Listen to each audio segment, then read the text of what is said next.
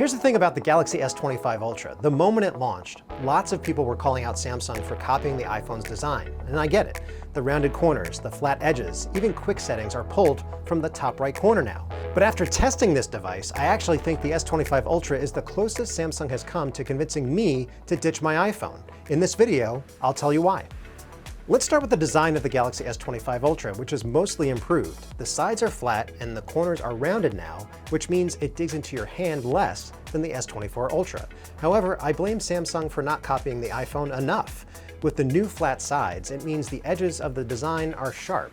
It makes the phone less comfortable to hold and use. The titanium frame is still sturdy, and the thinner bezels have allowed Samsung to increase the screen size from 6.8 to 6.9 inches, which is protected by new Corning Gorilla Armor 2. I also like the floating camera design on the back. It looks much better than the iPhone's unsightly patch, in my opinion, but I'd be curious to know what you think. The Galaxy S25 Ultra has nearly the same dimensions as the iPhone 16 Pro Max while being noticeably lighter. It's also thinner and lighter than last year's flagship. One way Samsung cut down on the weight is a notable downgrade. The S Pen no longer has Bluetooth. That means you can't perform air gestures while taking photos remotely anymore. Samsung says it removed Bluetooth because not enough people were using the features. So I hope you don't miss them. The second trade-off is that the S25 Ultra has half-assed Qi 2 charging support. I say that because in order for the S25 Ultra to be thinner, there's no magnets built into the phone. So if you want to easily attach it to magnetic Qi accessories like docks and car mounts, you're going to have to spring for a special case. There's always that one feature that you want to show your friends and family when checking out a new phone, and with the Galaxy S25 Ultra, that's cross-app actions. Now that Gemini is so deeply integrated to Samsung's flagship, you can accomplish multiple things at once using just your voice. Look up the date and time of the Oscars, add it to my calendar, and text it to Mike. What the phone is doing here is finding the information online, then communicating with my Google Calendar, and finally texting the info to my brother. Sure. Message to Mike Spoonhour saying, the Oscars are on March 2nd, 2025 at 7 p.m. I mean, that's pretty impressive, and it shows the potential of agentic AI on your phone. I also asked Gemini to look up the top 5 rooftop bars near me in New York City, and then output the list to Samsung Notes, making sure to include the phone number and address for each one. Sure. Saved as a note. Magic. At launch, cross-app actions work with Samsung and Google apps, as well as 2 third-party apps in WhatsApp and Spotify. If Samsung can increase the number of third-party apps, this could be a game changer. Another helpful new AI feature is AI Select, a key part of Samsung's One UI 7 software that can look at the content on your screen and provide contextually relevant suggestions. For example, I can easily turn a portion of this YouTube short video into a GIF with just a couple of taps. This feature is different from the popular Circle to Search, which also gains new powers with the S25 Ultra.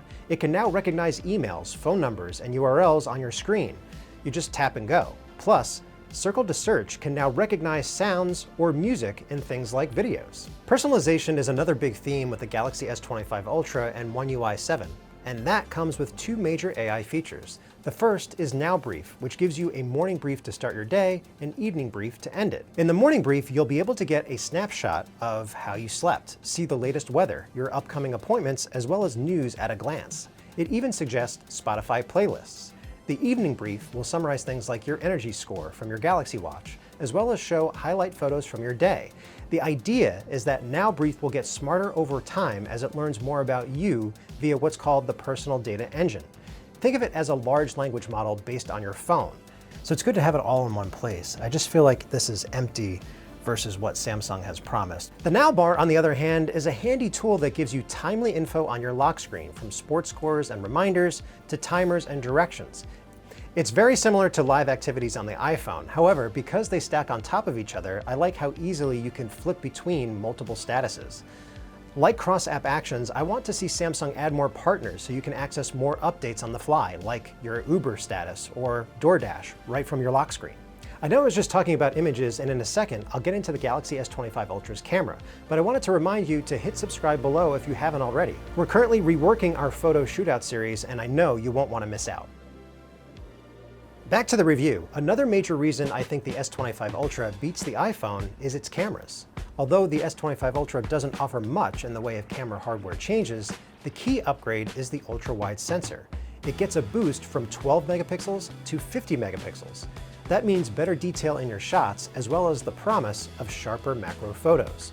Otherwise, you get the same 200 megapixel main sensor, a 50 megapixel 5x telephoto, 10 megapixel 3x telephoto, and a 12 megapixel front shooter. Using the new ultra-wide sensor, I prefer the detail in the water and snow from the Samsung here. The iPhone's pic is brighter, but it offers less contrast in the sunny part of the frame and looks a bit blown out. In macro mode though, the S25 Ultra falls behind the iPhone 16 Pro Max in this close-up of a crystal.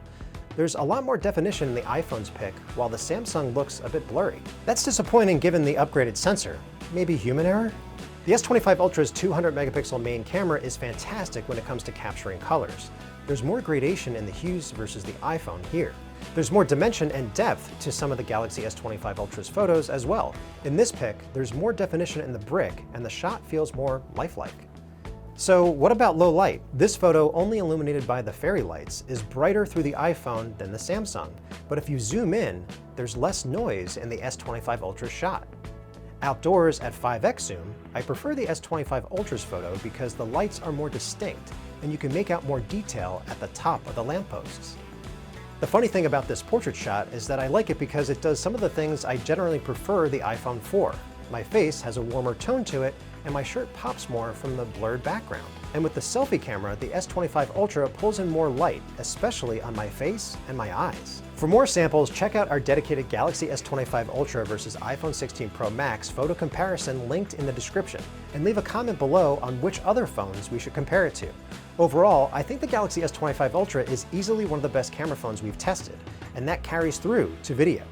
The Galaxy S25 Ultra steps up its video recording game with 10-bit HDR support for more colorful results, as well as the ability to shoot in log format for pros who want more creative control over their footage. You have been able to shoot log on the iPhone for a couple of years now, so Samsung is playing catch-up here. But the S25 Ultra can correct that color for you as well on the phone. Look, both phones deliver crisp video. 10-bit HDR is so good, our export makes a mess of it here on YouTube, so check out the unedited clips here. Zooming into 5x, I think the Galaxy S25 Ultra delivers brighter stone in the fountain and crisper looking water. Plus, bonus points for the Samsung offering louder sound with its zoom mic. And as I pan around here, the Samsung does a better job on clarity and handling the brightness, where the iPhone's footage looks softer with more of a haze. You can make out more details in the signs around the vendor booths, as well as more contrast in the windows above the rink. The Galaxy S25 Ultra steals a trick from the iPhone 16 Pro Max with its audio eraser feature. While the iPhone lets you remove unwanted background noise with its audio mix, Samsung goes a step further by letting you fine-tune certain sounds like wind, voices, music, and crowd. This also works on any video on the camera, whereas with audio mix, it has to be recorded using the iPhone studio mics. Sucking out all of the noise will make your voice sound a bit computerized, but overall, it's a major improvement on the original. The Galaxy S25 Ultra's display is the closest to perfect we've tested yet, and that's saying something because the S24 Ultra was freaking good.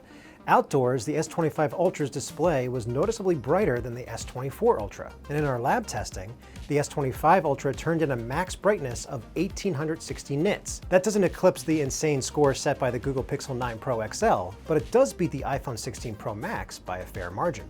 The Galaxy S25 Ultra also turned in better scores for color saturation and color accuracy. The brighter display and the new AI features on the Galaxy S25 Ultra are powered by an overclocked version of the Snapdragon 8 Elite chip along with 12 gigs of RAM. Samsung seems to be very proud of the fact that it has the fastest Snapdragon chipset, and rightly so. It's definitely one of the fastest phones we've ever tested. The S25 Ultra beat the iPhone 16 Pro Max in some key benchmarks, but not all. On Geekbench, the S25 Ultra turned in a higher multi-core score, but lower single-core score. However, when it comes to graphics performance, the S25 Ultra blew away the iPhone with a much higher frame rate. Using it for a week, I've flipped between dozens of open apps, dipping in and out of Chrome, Spotify, Photos, and more, and the S25 Ultra remains silky smooth under pressure. The S25 Ultra is also a gaming beast. I enjoyed rock-solid frame rates when playing Diablo Immortal, with the gameplay remaining fluid no matter what. If there's a slight letdown, it's that despite the more efficient chipset, the battery life has not improved much over the Galaxy S24 Ultra. It's possible the bigger, brighter display may be preventing it from lasting more than 30 minutes longer. In our test, the S25 Ultra's 5,000 mAh battery did last for an epic 17 hours and 14 minutes. That's impressive, but still about 20 minutes behind the iPhone 16 Pro Max. However, when we enabled the lower power 60Hz screen mode on the S25 Ultra, it lasted a much longer 1835. The OnePlus 13 remains the champ among current flagship devices. At 45 watts, the Galaxy S25 Ultra's charging speed hasn't changed versus the S24 Ultra, but it reached a still pretty good 71% in 30 minutes compared to only 55% for the iPhone 16 Pro Max. A little consolation there. The OnePlus 13 remains the top of that list. The Galaxy S25 Ultra has a release date of February 7th and still starts at the same yikes-inducing price of $1299 for 256 gigs of storage. But the 6.9-inch display is brighter, the cameras are more versatile and arguably just better than the iPhone 16 Pro Max, and the S25 Ultra is packed with the intuitive AI features I wish the iPhone had. The ability to perform actions across multiple apps at once using your voice has the potential to change how we interact with our phones forever. And it's all wrapped up in a design that, while iPhone-like, is lighter. Yes, Samsung has cut some corners. The S Pen no longer has Bluetooth, downgrade alert, and the Qi 2 charging support forces you to buy a compatible case. It's also clear that Samsung needs to add more partners, both for this AI agent feature and for things like Nowbar. But overall, the performance, battery life, and AI smarts of the S25 Ultra add up to the best Android phone I've tested and possibly the best phone, period. So what do you think? Is this the Android handset to pull you out of the Apple ecosystem, or is it still too iterative? Let me know in the comments below.